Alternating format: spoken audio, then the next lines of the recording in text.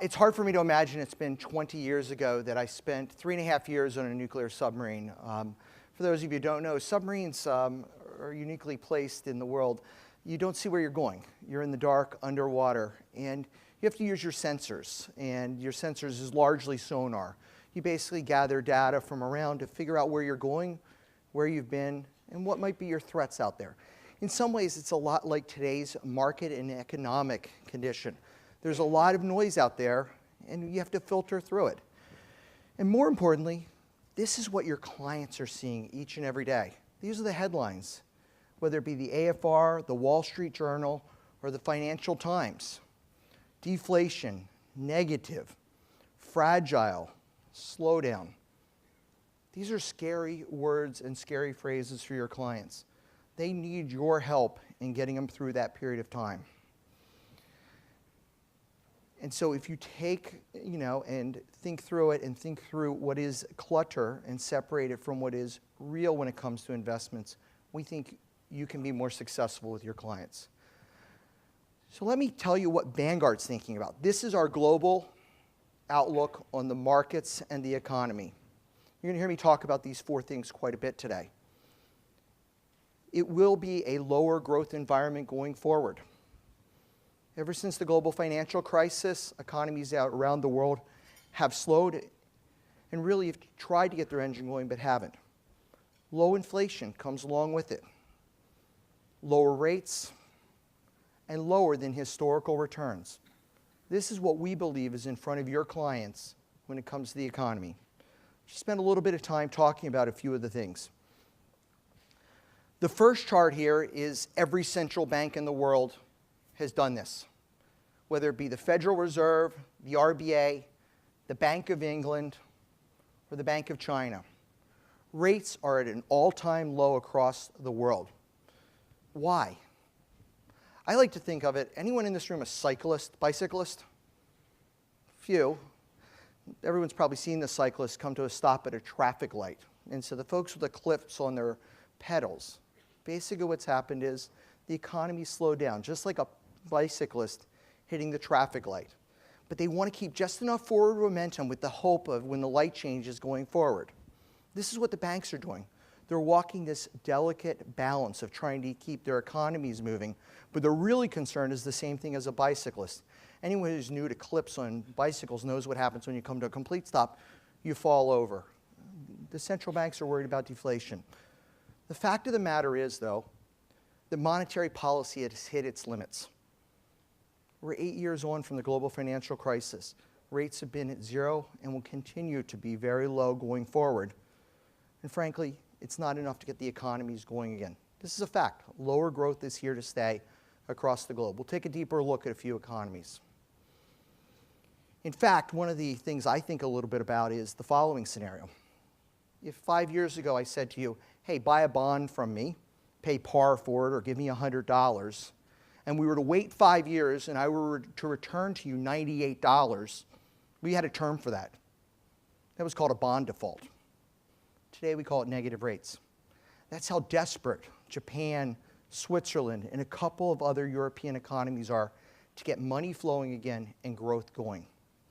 There's even new terms that haven't even been invented yet, helicopter money in Japan. This is the new reality, folks, and something your clients are going to experience and are going to have to deal with.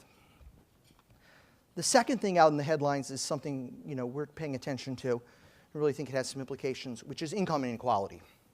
The left-hand chart is Australia, where the top 1% of income earners, this is how much of the proportion of total income they get.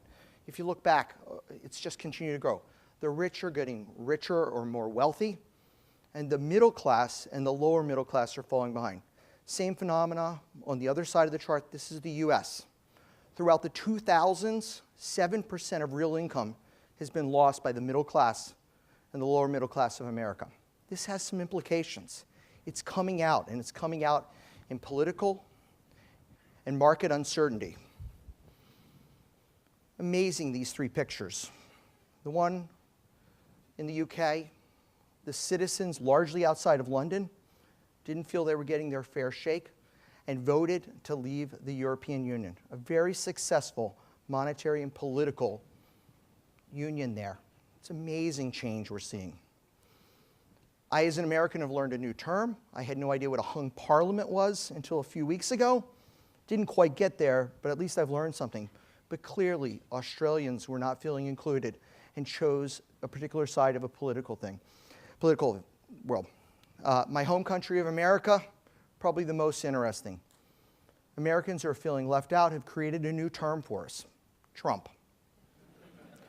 I'll leave it at that for politics. However, while this is in the headlines, let's not overreact to the news. The blue bars here represent what happened on the day of Brexit, a real surprise, at least if you looked at the bookies and the betting side of the house and the predictors in the newspaper. The world was surprised. When the world's surprised, equity markets tend to go down. They went down globally about 4%. Flight to quality, so prices of bonds go up, rates go down. Don't have to wait very long, though. 3 weeks later, the market has largely returned those equity losses, and the bond market has settled down. You have to help your clients tune that out. Keep in mind that they're investing for the long run. And what leads and drives equity returns? It's not the political or the economic environment. It's 10,000 global companies, each and every day, trying to make a profit for their shareholders and grow their economic success and engine. It's a long game investing, not a short game. You have to turn out the noise. So if those are two things that are really interesting, but we don't think are all that relevant to the economy, or at least that meaningful, what are we thinking about and what are we keeping our eye on? Many of you were here 6 months ago when Qian Wang, our Chinese economist based in Hong Kong, went deep on China. I'm going to cover it in one slide. China's slowing down. After 20 years of double-digit growth and success as we went from emerging towards the developed world, China is going slower. Published headline rates, 7%. I think we need some accounting checks on that. We would believe it's probably closer to 5 or 6% for China growth. That's our base case. That's actually what we believe in. We believe China has both the money and the policy and the determination to rebalance their economy from one that was heavily infrastructure building dependent and manufacturing dependent to much more of a service economy. It will be a sustained slowdown, but we think they can handle it. So that's our base case. Even if China misses, they have enough excess in their economy to deal with small misses, and there will be and have been policy misses. It is a transformation and a difficult one that will take many years to come. Only in the extreme scenario of a real Chinese recession would we see impact on the rest of the globe. And again, we think that's highly unlikely in our scenario planning, given the current conditions in China. But it is something we must keep our eye on. It's also going to matter. China will enter the world's, or the China A shares will enter the world's market in the coming years. They will be a part of your investor's portfolio, which will cause questions. I've been fortunate enough to work for the last couple of years of helping Vanguard prepare with regulators and exchanges in China for just such a transformation. It will be the world's second largest stock market when it enters, and eventually it may even be larger than the United States over time. This slide I feel really great about. Why? Because over the weekend, the Federal Reserve governors, met in Jackson Hole. And they solidify what we have on this slide. Vanguard's belief is that it will likely be a 25 basis point increase by the end of the year with regard to interest rates, and probably 50 basis points of increase within a 12-month period of time. It's effectively what was signaled by the Fed. You know, we never know till it actually happens. It's all a probability game. But why? Why can the Fed raise rates? Full employment in the United States, a very healthy economy with domestic strength, a little bit of inflation starting to show up, and very strong consumer spending in the United States. The U.S. economy is going well. Before we get too excited, the Fed's likely going to take a long time to really raise rates to a meaningful level, and will cap out at probably about 2%. Low rates are here to stay, even in the United States where an economy is going well. There also is some caution for the Fed, worrying about Brexit, China, and probably as much as anything, currency. When rates rise, often FX goes with it, and the U.S. needs to export. It's an exporting-driven economy and wants to continue to be able to do so. That's our view on the U.S. economy. Let's just turn our attention a little bit more locally for our views on Australia. Rates here are at an all-time low. We would think they will continue to go lower.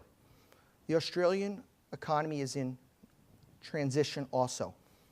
Post-2008, commodities, and specifically iron ore prices, as commodities were exported to China for consumption, really drove a positive economic story, and one of the rare ones here in Australia compared to the rest of the globe post-2008. Those days are over. China's consumption continues to lower, and iron ore prices will probably remain closer to a low than an all-time high. What does this mean? This means one of the key industries is shrinking and changing at all the time. There are some good highlights in the Australian economy. 3 industries I would just point at. Agriculture, high quality fruits, vegetables, and meat for export to the rest of the world, largely China for consumption. Great story. Education, high quality, world-class secondary education here in Australia for the citizens of the world to take advantage of. And finally, tourism. The lower Australian dollar means more people are capable of visiting, and Australians are staying home. Unfortunately, those 3 industries aren't as large as what's been lost in commodities, and they also bring largely part-time or lower-wage jobs in relative comparison to that of the commodity sector. At this point, we'd suggest for Australia, one of the things about low rates makes possible is the potential for reinvesting. Low rates at a historical low may mean it's a great time to build new infrastructure to help Australia for the next 50 years. Really something can be learned for all economies at this rate. Hopefully businesses also start to invest and take advantage of all-time lows. Get that economy going again.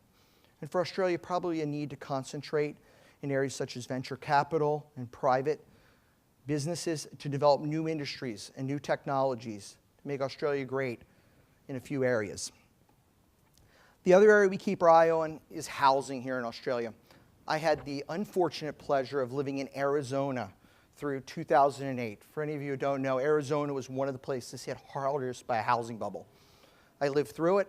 I bought a house around $300,000, which within 2 years was worth $800,000. Within a few years, it was back to $300,000. I lived through a housing bubble. I can't predict one. I can't predict whether Sydney or Melbourne are in a bubble. We do know the froth is off the top in Perth, largely driven by those job losses in the commodity space. Don't know. I probably can predict, though, that the continued housing price appreciation that you see in the chart will not continue.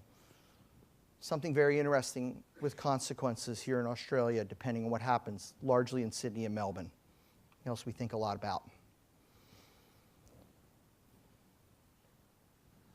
So just to sum up our view on the economy across the world, Australia is a bit vulnerable, as new industries are needed to replace what's been lost in commodities. The U.S. can go through some growth scares.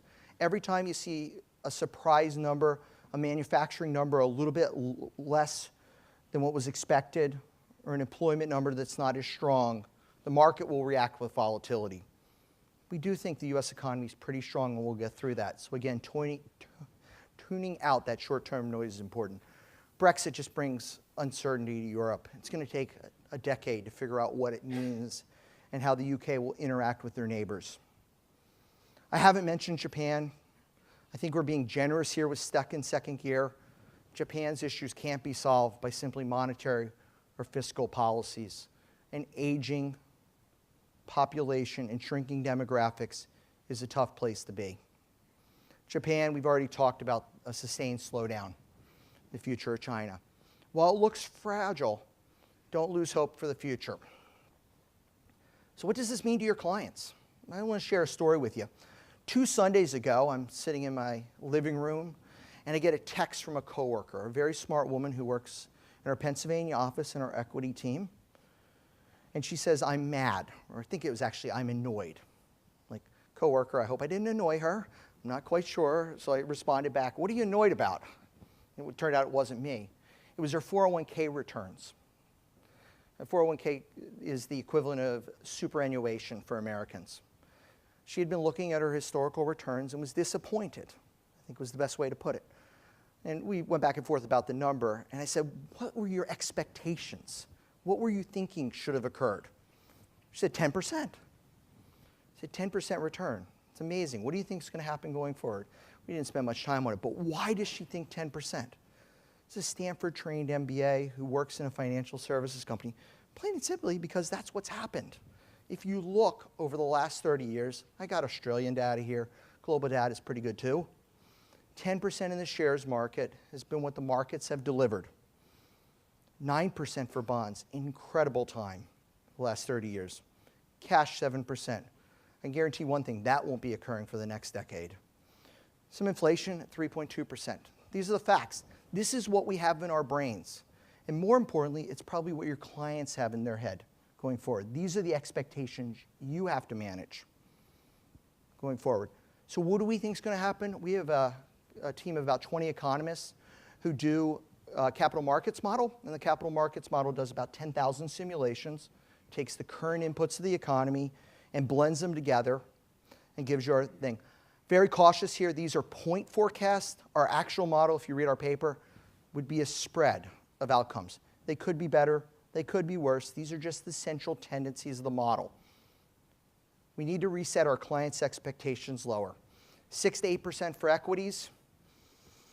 Pretty good still, but not what's historically been achieved by the market. Bond market, 2 to 3% for bonds, providing that ballast in a portfolio for downtimes. I actually think we're a little generous at 2 to 3% cash. It might not be achievable. The only good news about this is inflation. We believe it's going to stay lower. And that's good news because those returns above won't be eaten away by inflation quite as much. The nominal returns turn into more real return left for the end investor. What does this mean when you put it together into a well-diversified portfolio? Not bad. 7, 6, 4%, depending on your stock-bond mix. Investing is still a great place for your clients and probably the best choice they have for generating wealth, for generating what they need for retirement, funding their hopes and their dreams. We still think this is a great way to go forward. It's just going to be different. Lower returns than historical in a lower growth environment. So I've talked about lower growth, lower rates, lower returns, and probably some lower inflation. This is why we really think it's the ETFs should work for your portfolio. They'll help you put in play a disciplined approach and help with diversification. Tim will talk about some of those details. Before I do that, though, I want to talk about some macro trends. Pivot a little bit here to exchange-traded funds.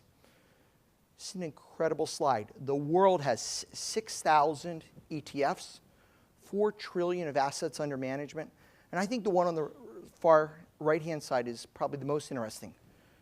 2 times growth. The ETFs in the world will double in assets by 2020, 3 to 4 years from now. ETFs are here to stay and a big part of the portfolio. It's pretty good for a vehicle that really came about around 1991 with the creation of State Street's SPDR product in the United States covering the S&P 500. It's an incredible change in our industry and our business. I would put up a slide right now that said who's using ETFs, but the truth of the matter is everyone's using them. If you were to look at US ETF, which is probably the most developed ETF market, and you were to look on Bloomberg at the holdings of our exchange-traded funds, who would you see? You'd see hedge funds such as Bridgewater Investments, a very successful hedge fund holding ETFs. You'd see pension funds. You'd see the Harvard Endowment. You'd see life insurance companies. You'd see mutual funds getting their beta exposure using exchange-traded funds. You'd see a lot of folks like yourselves, financial advisors who have changed their practice from one that was driven by commissions to one that now wraps generally a low-cost product in exchange-traded funds. And finally, the retail investor, mom and dad. Everyone is using ETFs. I've been fortunate enough to work in 5 countries on the launch of products, the United States, Canada, the UK, Hong Kong, and here in Australia. This is a similar story. Each market's in a different set of development. Originally, Europe, ETF story was one of insurance companies got a less of a haircut if they use an exchange-traded fund. But more and more, with fee reform for advisors, you're seeing ETF shoes there and in retail. Let's take a little closer look to home at the trends in ETFs, or at least the stats. 137 ETFs on the ASX. Last night, there was a celebration at the ASX, 15 years since the first exchange-traded fund in Australia. I got here 2.5 years ago. The industry had 10 billion in assets, 22 billion. And I think the coolest stat here is a 37% growth rate in the use of ETFs by some trend work done by Investor Trends. ETFs are here. The story of who's using them in Australia is a little more narrow. Thank you to all of you in the audience for your use of ETFs. Thank you for your business for Vanguard. We really appreciate it. We think it's a great way to go forward. You were the heart of the start of ETFs. You, along with self-managed super investors who were looking for low cost and more diversification from the traditional super option. They were the start. What's happened in the last year, though, we are seeing institutions here in Australia use ETFs more and more. So it's not as much just a retail game anymore. It's starting to change. And that's generally what we see across the world, is there's usually somebody who uses the exchange-traded fund early before it's expanded out to more investor usage. So why? Why have ETFs gotten to be 6,000 of them, 4 trillion of them globally? We would argue there's two things. First, the majority of exchange-traded funds, about 90% of them, are what would be classified as some type of a traditional index product against a broad-based benchmark giving an index return. About 10% of those are something else, which we'll talk a little bit more about. They're also there because of low fees. So for 20 years here in Australia, Vanguard's been telling this story. This is how index funds are performing against active funds in the universe. And just a basic refresher, why do index funds do so well? Half of the investors in the world should do better than the index, and half the investors in the world should do worse than the index. That works up until you put costs in the equation. As soon as you put the higher price of active fund management into the equation, indexing starts to do better. It starts to be 60, 70% of the market. A little time period dependent, a little bit asset class dependent, but indexing by definition is going to do better than average because of the cost advantage. That's the story most of us remember. The second part of the story about indexing, I think, is interesting. It's very hard to predict which active funds are going to outperform the index. Just as hard is, will they remain there? That's why indexing works. We don't know what active funds are going to do. Before you believe Vanguard's only about indexing, keep in mind our history, and we still have $500 billion of equity active funds out of our US business. We believe in active. We believe some managers have the skills and ability to outperform the index.